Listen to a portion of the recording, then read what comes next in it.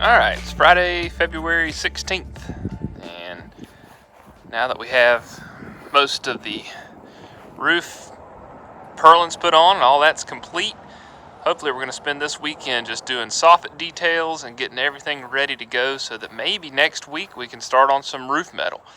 I still got lots of little end details, like you can see that missing soffit board there, and there's quite a bit of fascia boards missing, a few edge purlins missing here and there, so we just got a lot of tidying up to do, get these things buttoned up, and hopefully be ready for some metal roof to go on this sucker next week sometime.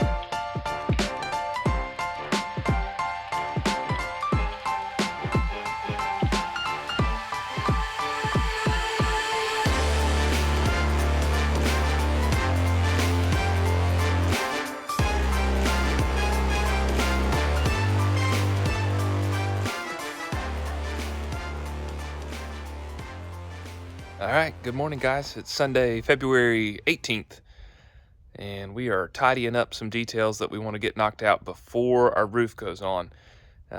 Capping off the top of these truss carriers, which encloses our wall, is a lot easier to do now, so I'll hop up there and show you why.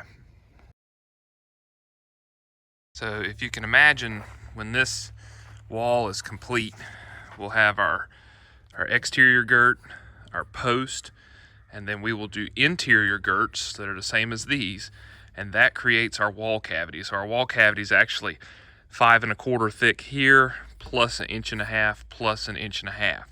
So that makes our walls 8 1/4 thick. But up here at the top, if we look up, there's our dual truss carrier, and as you can see right through the top of it. And that would leave that cavity open to the attic, which is not what we want. Our attic is vented, so we want our wall cavity to be closed off from that. So how we're going to do that, we have ripped some 8-inch plywood here, or OSB rather.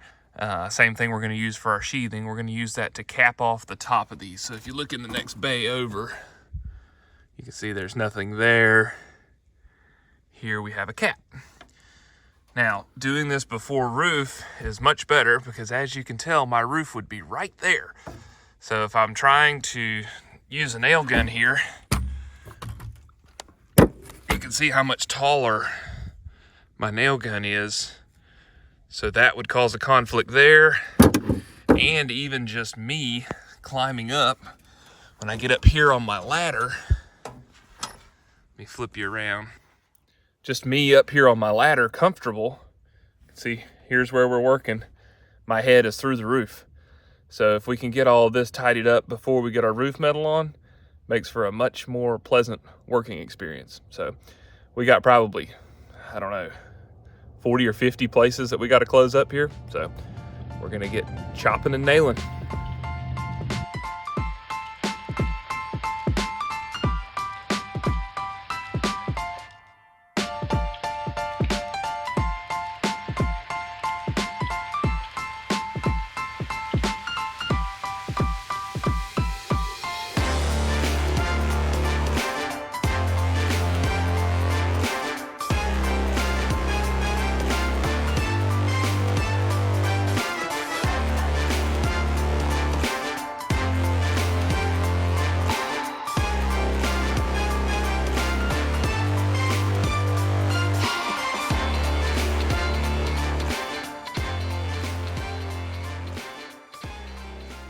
Alright guys, Sunday, February 25th.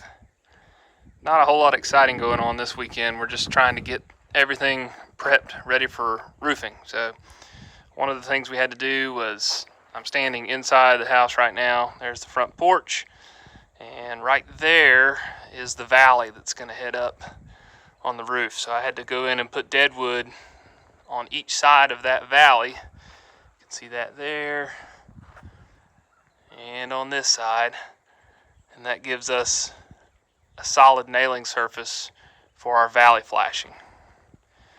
So we got all that taken care of this weekend. Standing up here on the roof, you can see that dead wood that I had to put in there for the valley.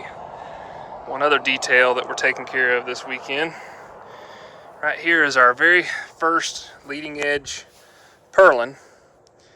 And if you've ever seen a metal roof get blown off by wind, it usually starts at a leading edge and peels back. So I decided to come in here at each connection, and right here you can see the head of a structural GRK screw, and I did that at each truss connection just for the leading edge purlins. The rest of them are held on by 3 or 4 fasteners. Those are 3 1/4 galvanized nails. But that leading edge I decided could use some extra protection. So we went ahead and got each truss connected with a GRK there. You can also see what I'm standing on here. That's our OSB cap that we put on. You can see down there at the end, you can still see the two truss carriers there. And that caps off this wall cavity, so that way when we insulate our wall, it is not open to the ventilated attic space. Keeps our wall sealed off from humid, cold, or hot air from the attic. So that'll help with some efficiency.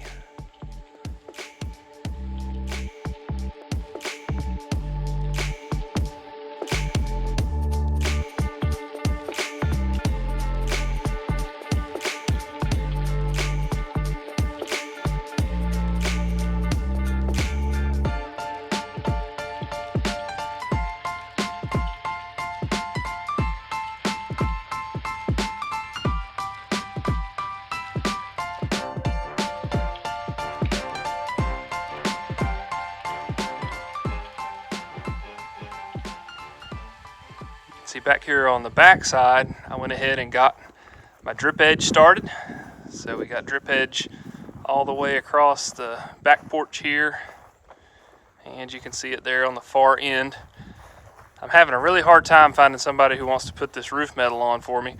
I'm sure if I was out west, there'd be tons of people that do this all the time, but this is kind of a unique build for East NC, so a lot of people don't want to get involved with something like this. So right now it's starting to look like I'm going to have to do this roof myself, which is fine. It's just a step I was hoping to skip. I've only got one guy that's actually given me a number on it, and he was pretty pricey, and even he didn't seem too terribly confident about what was going on. So I spent some time today going through my metal. You can see here I got a couple of different stacks going on, just trying to identify my links and what goes where.